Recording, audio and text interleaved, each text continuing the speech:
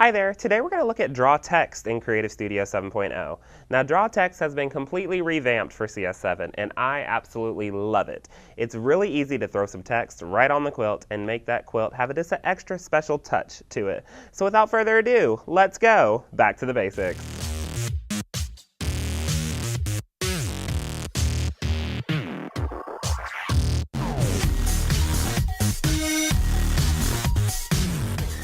Alrighty, so what we're going to do here is I've got my square block here on the quilt and we're going to put some text inside of it, okay? So let's come over to the computer screen first and let's look at drawing a boundary real quick onto this, to the computer screen. So I'm going to come to Draw Boundary and I want to draw a boundary where I want to place this text. And for this instance, I just want to place text in this block particular. That's why I'm drawing a boundary. You do not have to have a boundary on the screen to draw text, okay? So I'm just going to draw a boundary really quick using the select button on the keypad.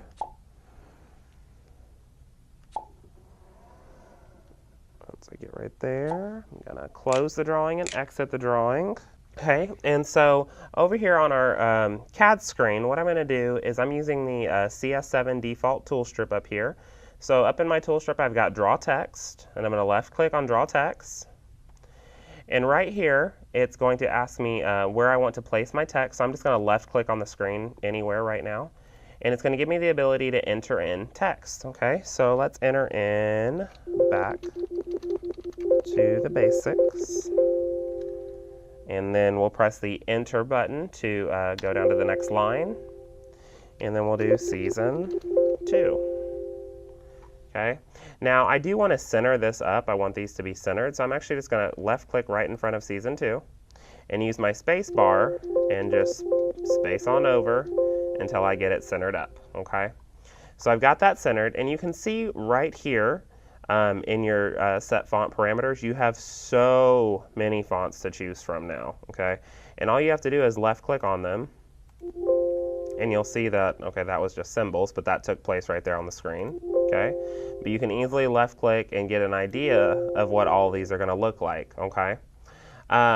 You also have a new cursive font, which was drawn by Mr. Paul Statler himself, okay?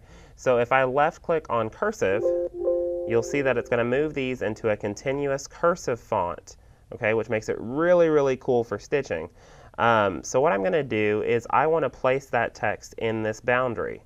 So staying in my setup box, all I have to do is left click inside of my boundary and they're going to move right there and they're going to center up. Now my season 2 isn't as center as I would like it.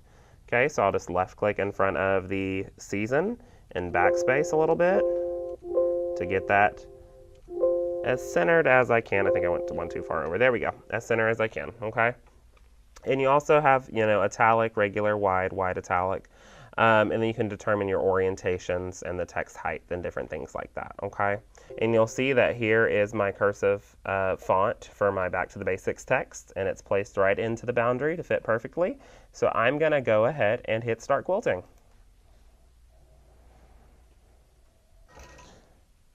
So it's gonna come right over here. I will pull up my bobbin thread. And remember, these words will stitch continuously. So back will stitch continuously to the, okay? And then they'll just have jump stitches in between them. Trim that.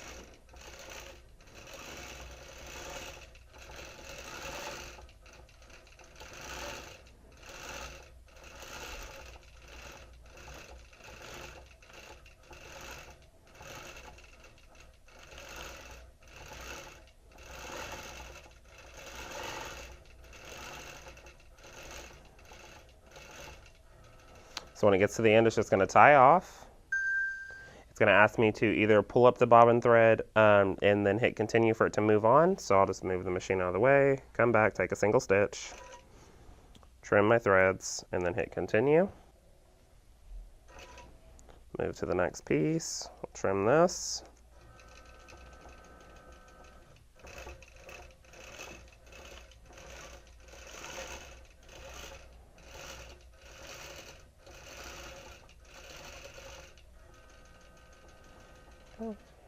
So instead of trimming this one, I'm just going to go ahead and hit continue because I'll trim my threads later.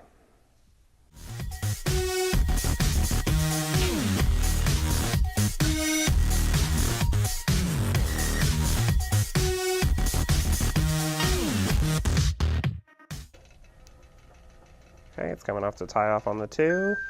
We'll cut our bobbin threads, trim that away, and then I can come in here and of course trim all these. And remember, just because we have a jump stitch on the top, that also means we have a jump stitch on the back as well. So whenever you take off the quilt, make sure you trim these away if this is how you decide to continue with your draw text, okay? And we'll hit continue on that bobbin pull up.